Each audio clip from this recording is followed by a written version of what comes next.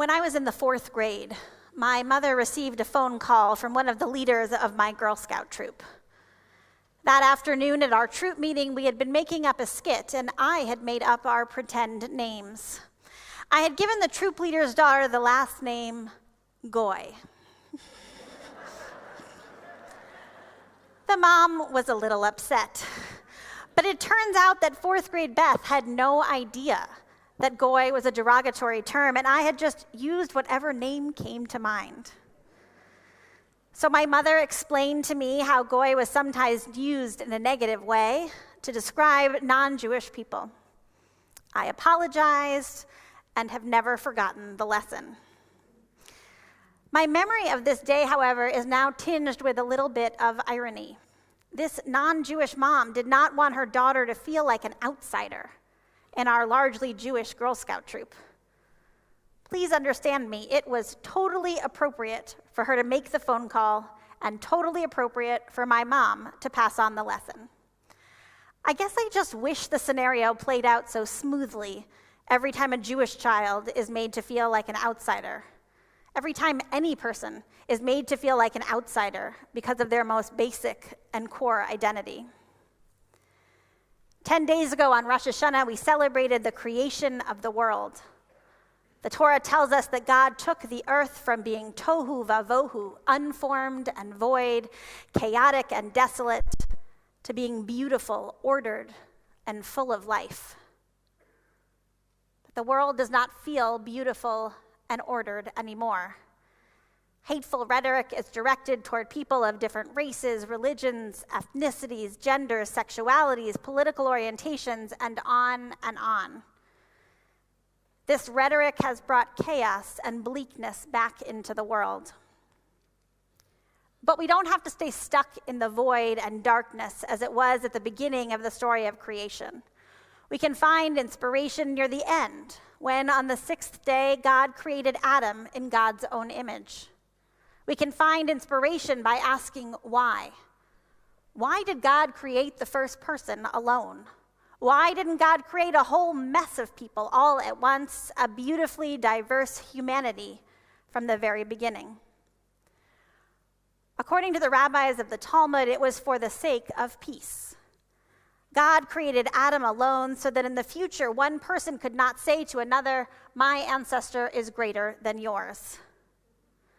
Do not think for a moment, though, that the ancient rabbis were so naive as to think that there were no quarrels in the world. They follow up their suggestion with the comment that given that Adam was created alone, and still each family claims superiority, imagine what the world would be like if 2 people had been created initially. The world that the rabbis imagine is a world where people relate to one another with the knowledge that each one of us was created b'tselem Elohim, in the image of God, and descended from Adam, and therefore each person is deserving of all the dignity and value inherent in every human being. Antisemitism, racism, homophobia, any kind of prejudice against a group of people because of their identity violates this sacred principle. In the same Talmudic passage where the rabbis celebrate our united ancestry through Adam, they also celebrate our diversity. When a human king stamps coins with his image, each one comes out looking the same. But when God, the King of Kings, stamps God's own image on human beings, not one resembles another. The hate speech heard in our country today maligns rather than celebrates our differences. Those who speak it see diversity as threatening and justification for ranking one group above another. Antisemitism is often called the oldest form of hate, going back thousands of years. It is notoriously adaptable, used by different groups across time and geography, drawing on long-standing lies and stereotypes to blame the Jewish people for every variety of hardship and tragedy.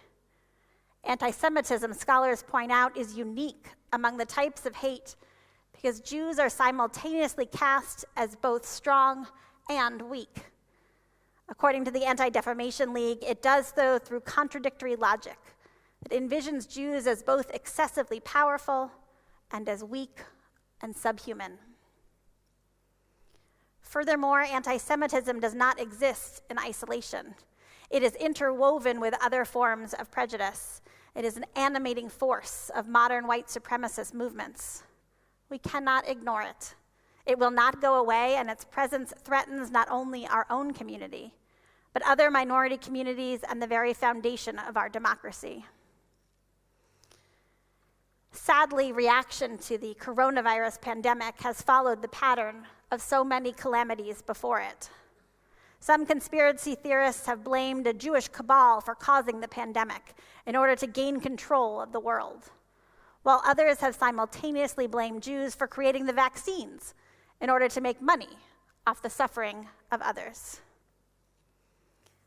These past several years have seen a sharp rise in anti-Semitism across the United States. In 2021, the ADL tabulated 2,717 anti-Semitic incidents in the United States, the highest number on record since the ADL began its tracking in 1979. The American Jewish Committee's extensive survey of American Jews in 2021 found that 4 in 10 American Jews had changed their behavior out of fear of anti-Semitism. They had stopped wearing a Jewish necklace or chose not to post something online that identified them as Jews. Anti-Semitic incidents reported to our own Jewish Federation of Greater Charlotte tripled in 2021. These numbers have led our federation to launch Outshine Hate, a new initiative designed to combat anti-Semitism through education and community building right here in Charlotte, an initiative we should all participate in. But the statistics I have cited, while they capture the enormity of the problem, they can also leave us frozen. They can leave us wondering how we as individuals can possibly push back against the world's oldest hatred, how we can disrupt a pattern of prejudice that has repeated itself over and over again. But we would not be here tonight, engaging in this period of spiritual introspection, if we did not believe that change within ourselves is possible, and that by changing ourselves, we can positively influence the world around us. We should, of course, continue to stand together as a community in the face of public, violent, or large-scale acts of anti-Semitism. But at the same time, we can commit as individuals to pushing back against more subtle expressions of anti-Semitism. Many of us, dare I say most of us in this room, have heard people in our everyday circles make casual comments about Jews. Comments that draw on stereotypes of Jews as greedy, comments that place blame on Jews today for the killing of Jesus almost 2,000 years ago. Comments that exaggerate the actions of one Jewish person to be representative of an entire people. And many of these comments were made by people we consider friends and colleagues, and were made without malicious intent. And so we tend to shrug them off. They didn't know what they said was offensive. She's my friend, and didn't mean it like it sounded. He's smart. I'm sure he doesn't actually believe what he said. If all of these explanations we tell ourselves are really true, then we do not have to respond with anger or condemnation. If no harm was intended, we should be able to just approach the person who said these words with the goal of sharing our experience and promoting understanding. But even with this framework, calling out a friend or colleague for making an anti-Semitic remark is still hard, really hard. It can immediately change the mood of a room from casual to serious. It brings our Judaism out front and center. It provokes defensiveness. But it is important work for us to do. The perpetuation of these types of comments allows more dangerous expressions of hate to take hold and to grow. The ADL challenges us. We must never normalize even seemingly harmless forms of hate-based prejudice. Silence and complacency in the face of biased remarks or actions permit others to internalize harmful messages, making such messages commonplace. Saying something helps to invalidate stereotypes and encourages people to view others as individuals rather than as a monolithic group. It demonstrates that prejudices and intolerances of any kind are not acceptable. Advocating for ourselves promotes an environment where others are able to proudly be themselves as well. There is one additional explanation that people often give for comments that rely on anti-Semitic tropes. It's okay. I'm Jewish. I'm making fun of myself. We think to ourselves, what's the harm of Jews making Jewish jokes? Potentially, I believe the harm can be quite severe. The Jewish legal concept that can best explain my fears about the casual way we ourselves use Jewish stereotypes and slurs within our own community is called Marit Ayin, literally the appearance to the eye. Marit Ayin states that actions which might appear to surrounding people to be in violation of a Jewish law, when in reality they're not, are still not allowed, so as to prevent people from making a false conclusion. Let me explain. A classic Talmudic example of Marit Ayin is what to do if you fall into a stream on a Jewish holy day and your clothes get wet. The rabbis prohibit you from laying your clothes out to dry in public. Letting your clothes dry does not by itself break any commandments. So why do the rabbis care? They care because someone who sees the wet clothes might assume that you were doing laundry on a day when work is forbidden. The rabbi's concern, though, is not that that witness might mistakenly attribute the sin of doing laundry to their neighbor. Their concern is the witness may conclude that doing the laundry is in fact permissible and go and do their own laundry. So now back to Jews making fun of ourselves. We justify our use of identity-charged jokes and slurs by saying that we only use them when we're in an insular group, when we're with people who know that we're just joking. But how careful are we? Do we possess such self-control that we mentally go through every person in a room before sharing a joke when it pops into our head? Do we know all of our friends well enough to decide on their behalf that our words will not offend them? Can we really trust that when our stories and stereotypes are shared, that they will be retold with the same nuances and sense of irony that made them acceptable when we said them? The concept of Marit Ayin suggests that we need to seriously re-examine our own use of language. It suggests that jokes, stereotypes, and terms that we may be using in a safe space and in ways that we perceive to be harmless may give someone else the impression that it is okay to go and use them in ways that are more blatantly harmful and anti-Semitic. Marit Ayin places a burden on us. It tells us that we are not only responsible for our own behavior, but for the behavior of others. We not only have to consider our own actions, but how our actions will be perceived and adopted by others.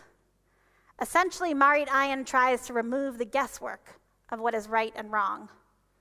We need to remove the ambiguity around harmful Jewish stereotypes and anti-Semitic rhetoric so that we can eliminate it. And while this might mean that we lose a few laughs poking fun at ourselves, maybe we permanently erase some of the lies that have been used to harm our people for centuries. Tonight, I also want to share one more dangerous outcome that I perceive from the ongoing use of Jewish stereotypes. When we reinforce or even joke about stereotypes that characterize what Jews are like, we divide our community. We suggest, however subconsciously it may be, that people who don't fit the stereotypes are not truly part of our community. If every Jew is white and has dark curly hair, if every Jew is dripping in wealth, and if no Jew is handy, and no Jew is athletic, a lot of us would need to leave the room. Today's Jewish community, especially our Temple Bethel community here in Charlotte, is amazingly diverse. The members of this community cover the full array of skin color, hair color, body type, height, wealth, occupation. The members of this community are multifaceted, potentially identifying with multiple minority groups. We cannot fight against anti-Semitism, other people labeling us as other, if we are making people within our own community feel that they are other.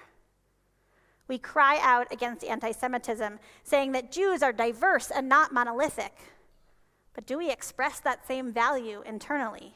We are diverse. We are not monolithic.